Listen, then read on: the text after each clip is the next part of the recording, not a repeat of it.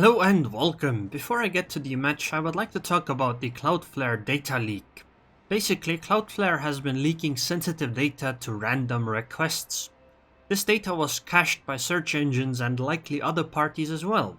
It was a pointer math bug that, if triggered, would include data from any other Cloudflare proxy customer that was in memory at the time. A huge amount of sites are potentially affected, including Patreon, Discord, Uber, Curse, etc. The recommendation is to go and change the passwords on all services that are touched by Cloudflare in some way. There's a GitHub link in the description that will give you a list, but that list is not exhaustive. If you use the same password elsewhere, then those should also be changed. You should also get new authorization tokens for your apps that are affected, of course.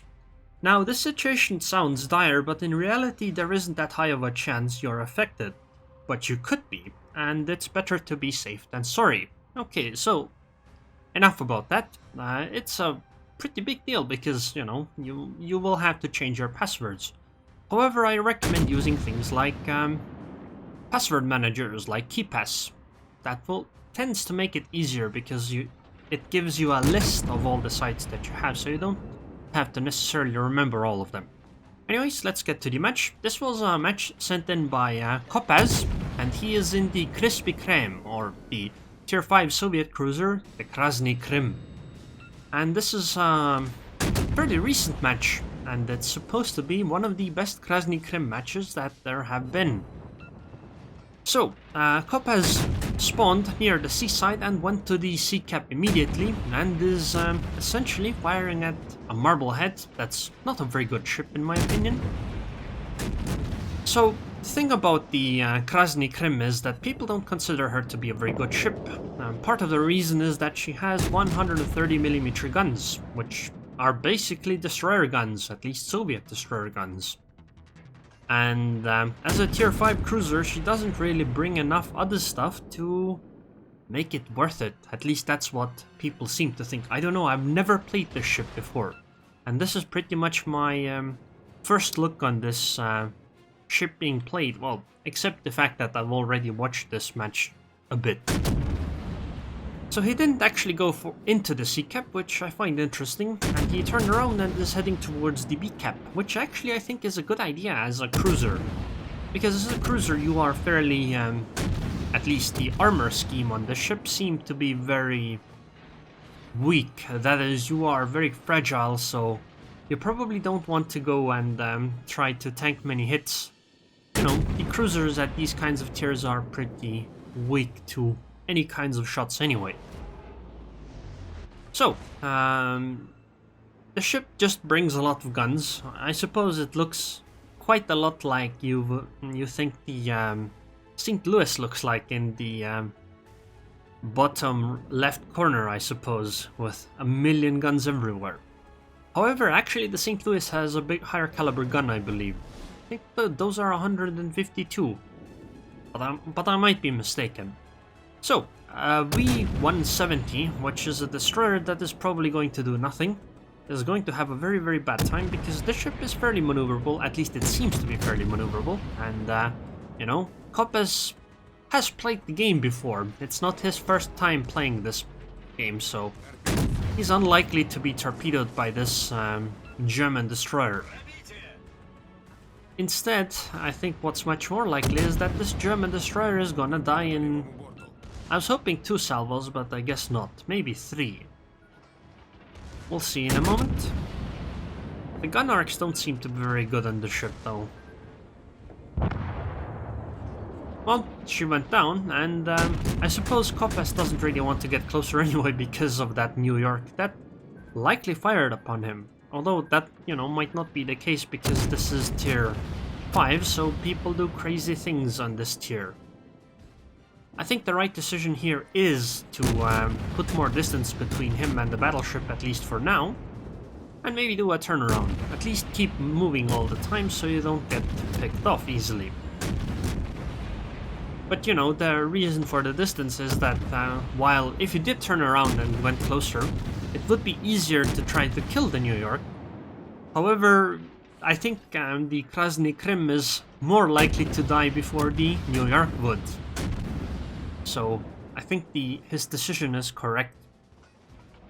Now, I actually wonder whether fighting New York is a worse thing in the Krasny Krym than it is on many other cruisers, because your gun caliber is lower, and one thing that you usually have with fighting New Yorks as a cruiser is that your shells just always deal damage because her armor is so weak. And I think actually this doesn't affect the Krasny Krym. That is, the Krasny Krym should have about as easy of a time dealing damage to her as something like an Omaha. But these shell arcs are crazy, and the amount of time it takes for these shells to fly is also not that low. I mean, it looks like a destroyer essentially, even though it's a cruiser and has a citadel, because the damage output is just weak. Yes, there are many shells fired and all that, but they don't do all that much damage. Luckily though, this New York does not seem to be very competent, so it should go down pretty easily. I like the way Kopaz is dodging. He is moving closer, but also keeps turning all the time.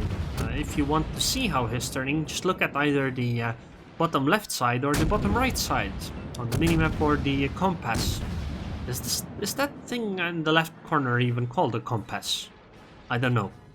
But this New York is being barbecued right now, so he should go down very soon. Hopefully. And I suppose then it's time to try to cap the B-cap. But yeah, after watching this, I'm getting flashbacks to the Emden, which is probably a lot worse though. Which has horrible shell arcs, even at fairly close range. Look at how high these shells go, and this is at 7 kilometers. Why? I don't understand. But this New York finally should go down. Yep, there she goes. And now it's time to cap the B-cap. The enemy team has lost 5 ships, Kopaz's team has lost 4, but I think this Svetlana is not gonna have a very good time, considering that she just lost half her HP. Although, to be honest, these guns Kopaz is firing are not doing all that much damage. However, that friendly New York just picked up all the slack. So the next target is the Texas, which is essentially another New York. That should be fairly soft against these guns. Personally, I love shooting New Yorks because you always deal damage with HE, and that just feels so good. Currently, the ship that is spotting Kopaz is the Clemson. He could fire at the Clemson, but I don't think that's a good idea. He has definitely enough range, but if you look at the shell arcs and the shell travel time at just 11 kilometers, imagine what it will be like at, like, I don't know, 14 or 13 the Clemson is at. These shells would just take forever. So he's gonna finish capping the B-cap. By the way, he switched targets to the König for a moment. I imagine it was to try to get another fire going. This fire damage is rather important. Excellent! That König actually was set on fire. And now it's time to follow up on the Texas, hoping for the König to either damage control party, then wait 15 seconds and then fire again, I suppose. At least that's what I would be doing. And he switched to the König. However, with replays you have to manually select the targets, which is a bit annoying. Oh wow, and another fire on the König. However, the König used damage control party, so 15 seconds, and it won't work until then. I don't know why he used Hydro here, because the only destroyer on the enemy team is the Clemson, and the Clemson does not have torpedoes that will reach these 12 kilometers. The Clemson is not the USS Black yet. So, I think if it could set the König on fire, that fire should stick, and the next fire... Oh, and it is a fire. That's some incredible RNG. And the next target is the Texas, and another fire. Jesus Christ, man. Or, sorry, RNGesus, man. At least this time it wasn't a fire, and that's actually high caliber already.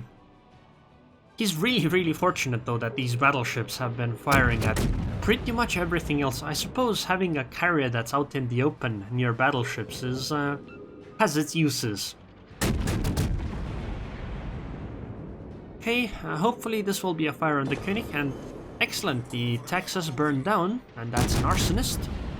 So the next target is the König. The König is a bit worse of a target because it's a German battleship, and for some reason, German battleships take a lot less HE alpha damage, but I suppose it doesn't really matter for him considering how much fire damage he is doing.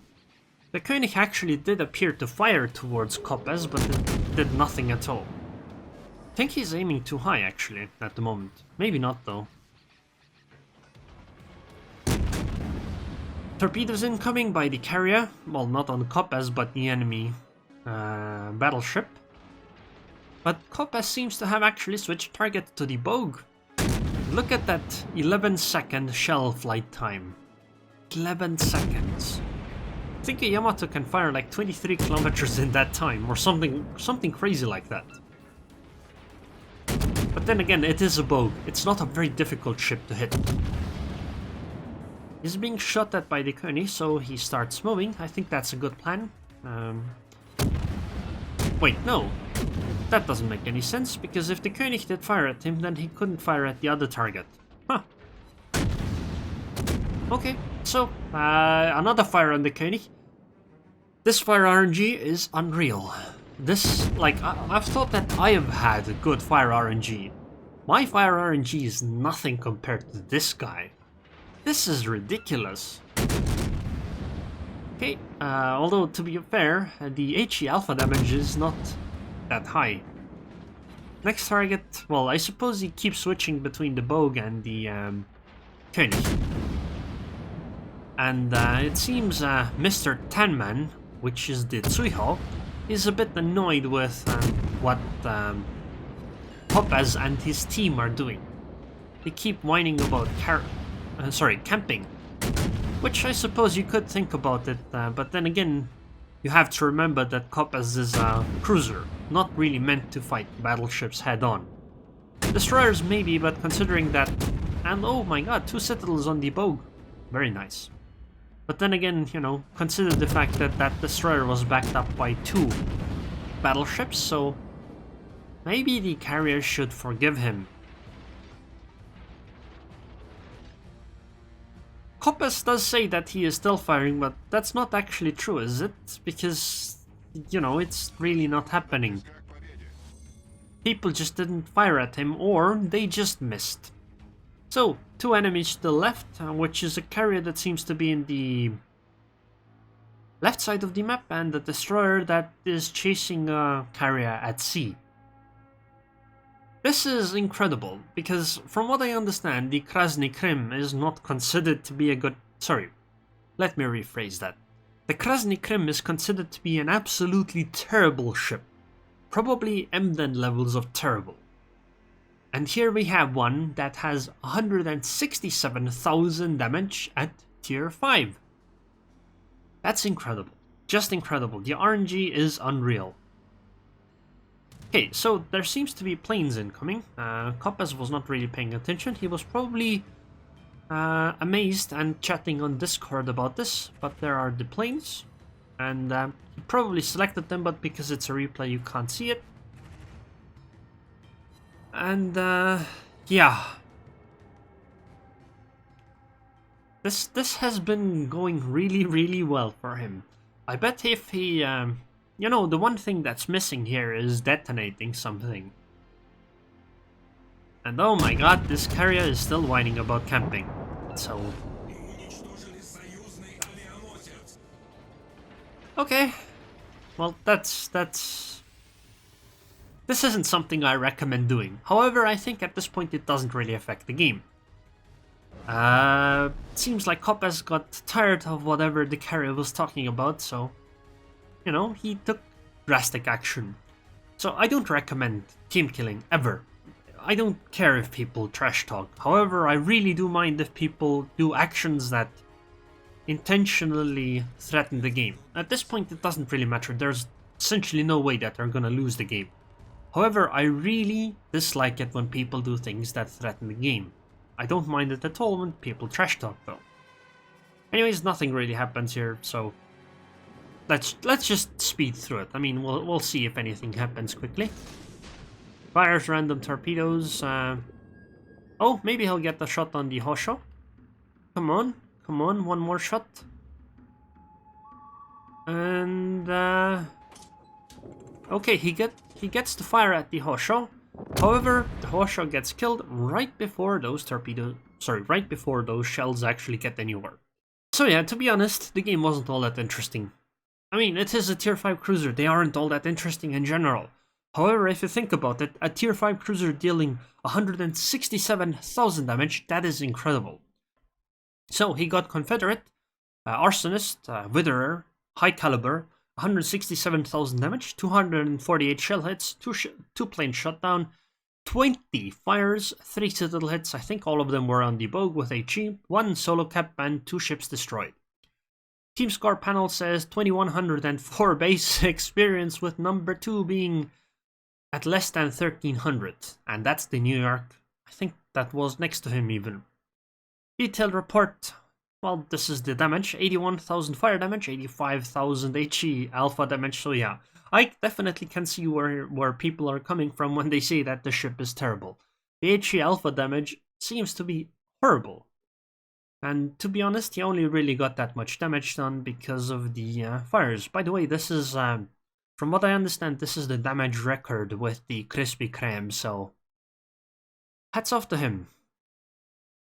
Anyways, hope you guys enjoyed this match. Well, to be honest, it wasn't that exciting. However, it was still a damage record. So if you like this video, then like it. If not, then dislike it. Hopefully you don't like dislike based on the team kill. And I would like to thank the patrons and patrons. Thank you very much for your continued support. Captain Ramius, and I hope I see you guys next time.